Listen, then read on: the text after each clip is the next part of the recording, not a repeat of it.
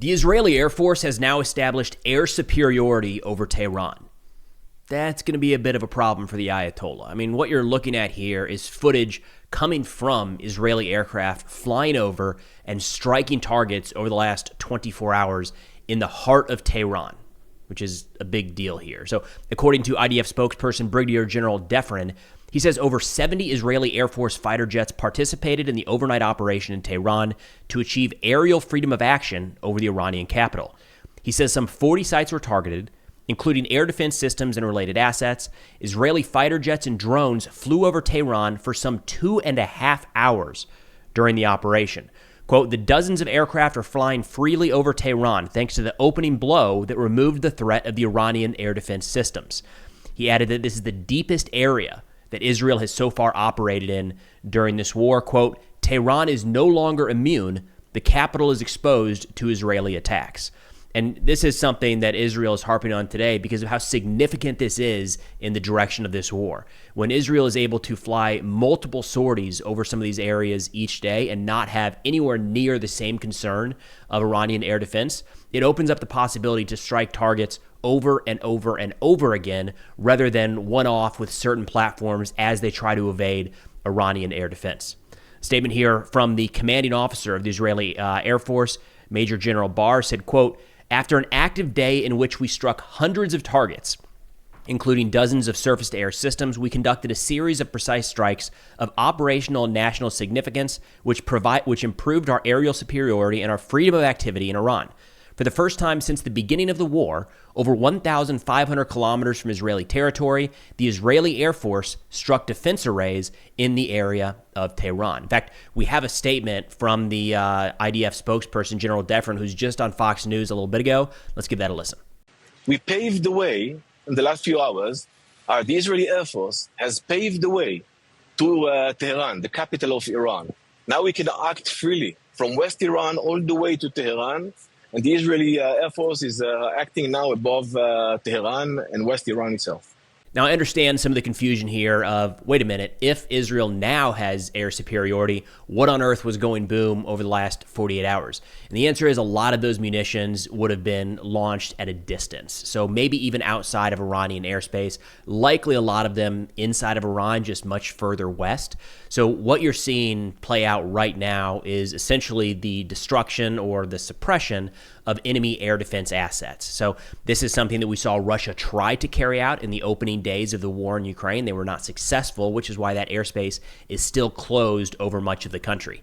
In this case, this is kind of what the U.S. would want to do in a fight like this, immediately establish air superiority, and you can start dropping bombs and firing missiles anywhere and everywhere inside of enemy territory. Again, this has the possibility of drastically altering the direction of this conflict, not in a good way for Iran, but a good way for Israel. Additionally, we got some new information on the number of nuclear scientists and the names that were eliminated in this first round of strikes. Israel said during the first wave of strikes of Operation Rising Lion, 9 senior scientists and experts who advanced the Iranian regime's nuclear weapons program were eliminated. They say the individuals who were eliminated played a central part in the progress towards nuclear weapons. Their elimination represents a significant blow to the Iranian regime's ability to acquire weapons of mass destruction. And again, we have the actual names of these individuals now, as well as some pictures. And then according to an Israeli official, they said a part of this plan was that dozens of analysts in the IDI research department, that's the Israeli Democracy Institute, an independent research center based in Jerusalem. They say dozens of analysts in this organization worked on a secret project focused on tracking key Iranian nuclear scientists for years. So this was not a matter of, we think this might be their office or this could be their home, they were there at one point, but deliberately tracking the people at the senior levels of the nuclear program and knowing where they would be at all times of the day so they could effectively carry out these strikes. The Israeli official added that several of the eliminated scientists had spent decades advancing nuclear weapons, constituting a significant part of the Iranian regime's plans to annihilate the state of Israel. These scientists had diverse professional experience and extensive experience, many were direct successors of the founders of the Iranian nuclear project. So again, as mentioned in recent videos, the issue here for Israel is not just going after some physical location and saying that's the nuclear, the centrifuge that needs to be eliminated, let's say. In the case of the Iranian nuclear program, there's a lot of knowledge that would survive the destruction of the physical nuclear program. So what Israel has chosen to do here, not unsurprising, is go after the base of that knowledge. A lot of the senior nuclear scientists inside of Iran. So now that the physical assets are eliminated, or will be ideally over the course of the next few days, weeks, and months, these people are not there to step in to immediately rebuild that program. Now, these nuclear scientists, their elimination comes on top of what is believed to be at least 9 to 12 senior IRGC and Iranian military officials that were eliminated in this first wave of strikes as well. We got some additional names that have come out over the last 24 hours. Included in this list, now confirmed by Iranian sources, we have General Bagheri, the Armed Forces Chief of Staff, General Salami, the IRGC commander, General Hazadeh, the IRGC Air Force commander. We've got the Deputy Operations Chief, the Intelligence Deputy, the IRGC Air Defense Commander, the Chief of Staff Office for the IRGC commander. Decapitation strike is the best way to put this, and you have to expect that this is only going to continue the identification and targeting and likely elimination of senior Iranian officials now that the Israeli Air Force can pretty freely operate over at least the western and central portions of Iran. The more time they have on target, the more they're able to develop target packets and shift those strikes as necessary as these individuals move from one location to another. Now, big picture, we do have a bit of an idea in the overall casualties so far suffered by the Iranians. What I'm seeing at this point is 78 total confirmed deaths, so put that in the 70 to 80 roughly category. It's expected that at least 20 of those has been confirmed as either the nuclear scientists or military officials, which, according to that math, if all these numbers are correct, the remainder there are what Iran is saying at this point are civilian casualties. Now, I should mention that Iran says almost all of them are civilian casualties at this point. That isn't yet verified. We have to assume in some of these locations, some of the military locations, the airfields, even the nuclear facilities, some of the missile launch sites, those aren't civilians driving those mobile missile launchers, right? Those are soldiers. So the person, whoever's killed in that strike is, I'm pretty safe in saying, not a civilian. They would be tallied under military casualties. Although, nonetheless, given the scope of the operation so far, it would be shocking if there were 0 civilian casualties in either direction. It's just unavoidable at a point. Additionally, Iran has reported that over 320 people have so far been injured. Again, the Iranian sources are saying the majority of those are women and children. But again, we've got a lot of footage of very clearly Iranian military assets being hit over the course of the operation so far. Those are not women and children, but soldiers that will be killed in those strikes. So I wouldn't expect too much clarity into that. We do have an idea on Israeli casualties as well, which for the first time in this war have started to materialize, or we started to get actual casualties produced by the Iranian strikes yesterday. We'll get into that here in a minute as well. Now, turning to the Iranian launches, we've seen a little bit of a back and forth. Again, neither one of these, the Iranian ones are coming more in waves, is a better way to say it, dozens at a time, let's say, whereas the Israeli operations at this point, especially now with air superiority over Tehran, it's just going to be continuous. It's going to be nonstop. But with the Iranian launches, according to some sources in the IDF, they say Iran has fired some 200 ballistic missiles at Israel in several barrages last night. Most of the missiles, they say, were intercepted. The military says that around 25% were not intercepted, according to protocol, saying that allows them to strike open areas without causing damage to any critical infrastructure. A key component there is if a missile is flying off path, and we see this in Russia and Ukraine as well. This is a standard air defense protocol. It's not unique to Israel. If a missile looks like it's going to hit out in an open field, let's say, the air defense platform and the decision makers there will say, don't waste an interceptor on it. Let it just hit that open field. Now, there's decisions that have to be made. If you think it might impact 200 meters away from the sensitive location, you're probably still going to try to intercept that thing. You don't want to get that specific in choosing what to shoot down and what to allow through. However, Israel says that a small number of missiles did make it through their air defense, and we have seen that, no doubt. There's definitely been some impacts inside of central Tel Aviv, for instance. They say these strikes did cause casualties and damage, including residential areas in Tel Aviv, Ramat Gan, and Rishon LeZion, my apologies on that pronunciation, in central Israel. Additionally, Israel says more drones were fired by Iran overnight. So we're coming up on roughly 200 total drones fired by Iran towards Israel. The vast majority of those have been intercepted. I'm not sure that a single Iranian drone has so far penetrated Israeli airspace. We've got some pretty interesting footage in the last couple of days showing the interceptions of these. One was the helicopter point of view, showing the pilot and then the wingman watching this drone, slow-moving Shahed-style drone, getting shot down by the Israeli Air Force. Now, in terms of those missiles that did make it through, we, of course, have some pictures and videos showing damage inside of Israel. No doubt some of those have caused death and destruction at this point. Israel is saying now that 3 people have been killed and 70 wounded in these missile impacts. So again, not attributable to the drones, but the missiles that did make it through the Israeli air defense.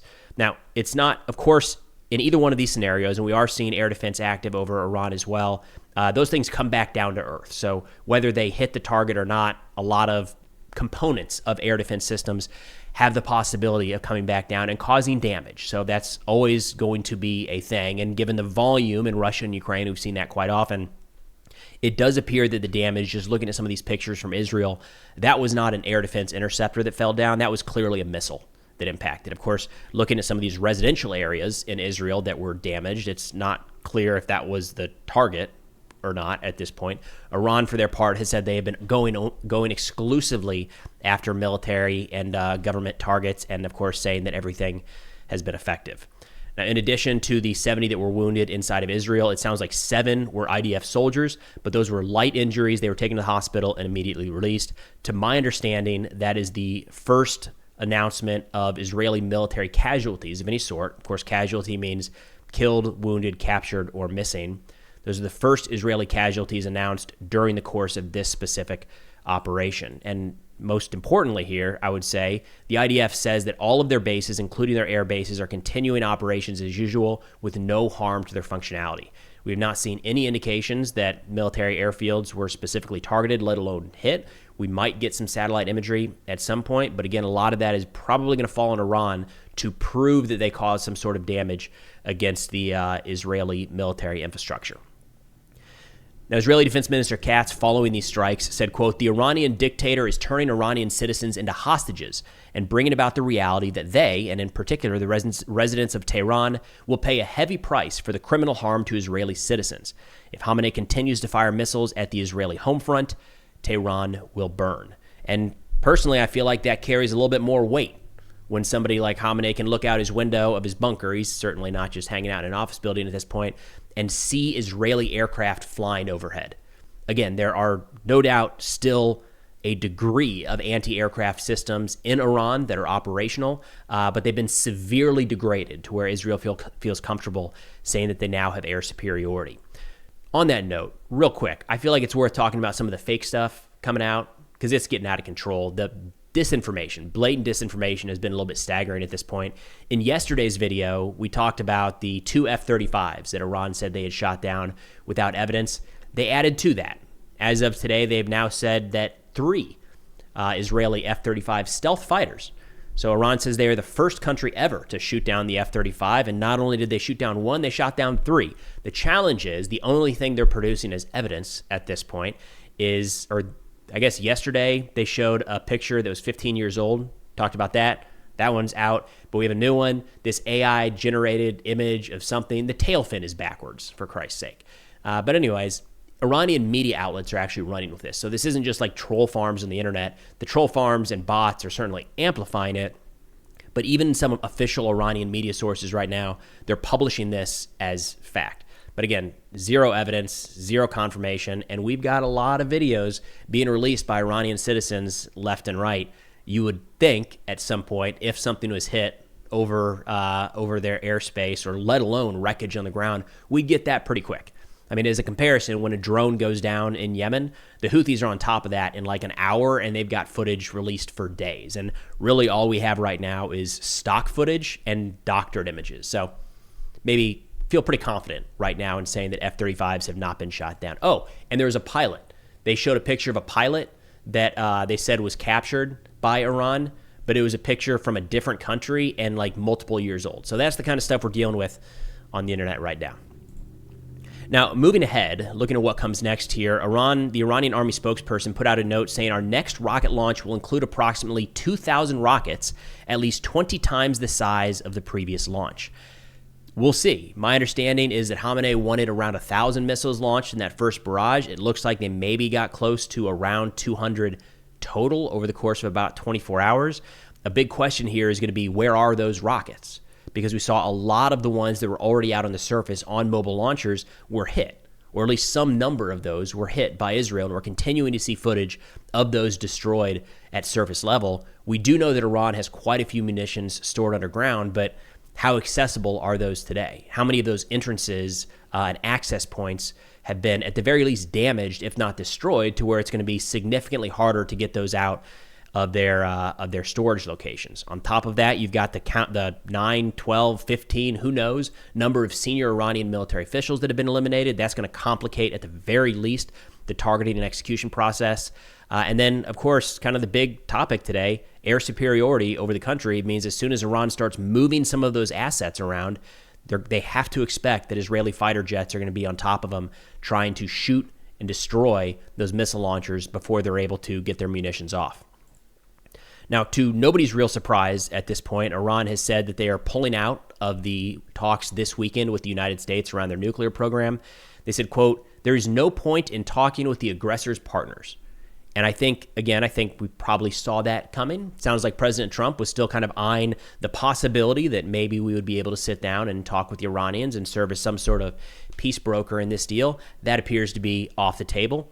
In line with that, we did start to see some mentions across Iranian media yesterday suggesting that Iran goes all out and that they shut down, mine the Strait of Hormuz, and then have the Houthis, their allies down in Yemen, shut down the Bab el-Mandeb Strait. So essentially choke off any sort of international shipping, international commerce through those two key transit points.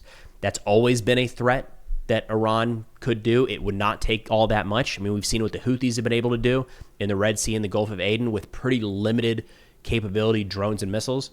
Turns out you don't have to have a full blockade. You just have to hit a couple ships every so often, or even show that you're mildly interested in attacking those ships for most to stop transiting those areas. So we'll see if Iran actually goes through with that. That would ratchet up the pressure quite a bit from the international community on Iran, but the Iranian hope there is that that pressure goes in the other direction and gets the international community to have Israel and maybe even the United States back off their pressure.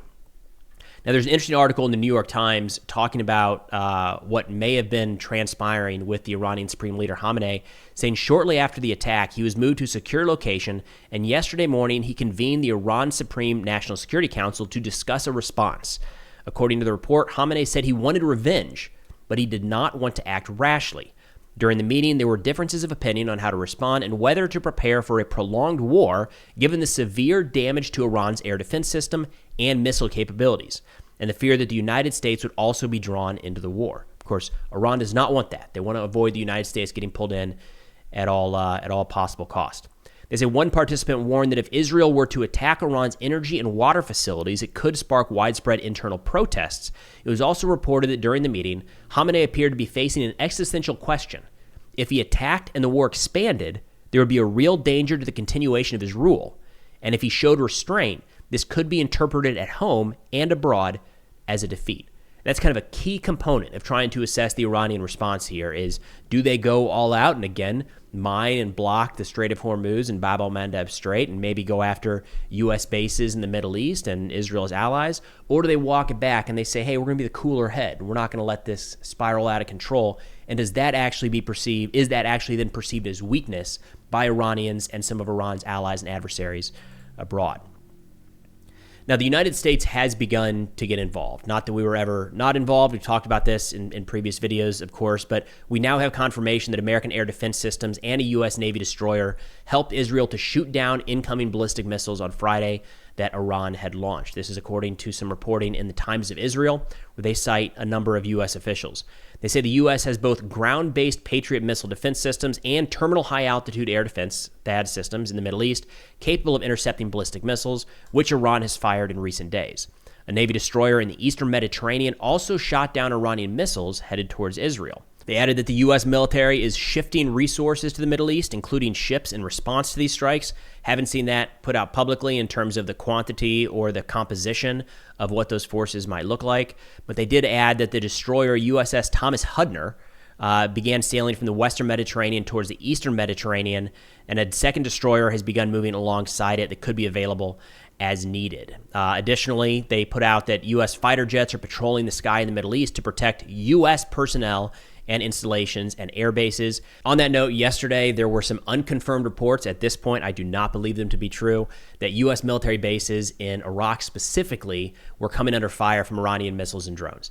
The reason I say that doesn't appear to be true is that has happened before. So a few years ago, of course, Iran fired ballistic missiles at a U.S. military base in Iraq, and since then, they've defended against countless Iranian drones fired from some of their militias in the area. We get so much footage so quick out of those, and a lot of claims, because a missile flying overhead, you'll have a random Iraqi that doesn't really care for the United States or Iran will take a video and say, what's this thing flying over Baghdad? We've got nothing. We've got no pictures of anything impacting, no groups claiming any launches, which they tend to do at times when they don't even launch stuff. So at this point, no, it does not look like the United States has been targeted by Iran, although Iran is threatening to go after any of Israel's partners should they continue to operate in Israel's defense. But that's essentially where everything sits right now. Again, this is a very much ongoing situation, so we'll try to keep you all in the loop as best we can. But that's all I got for now. Thanks for watching, and I'll see y'all next time.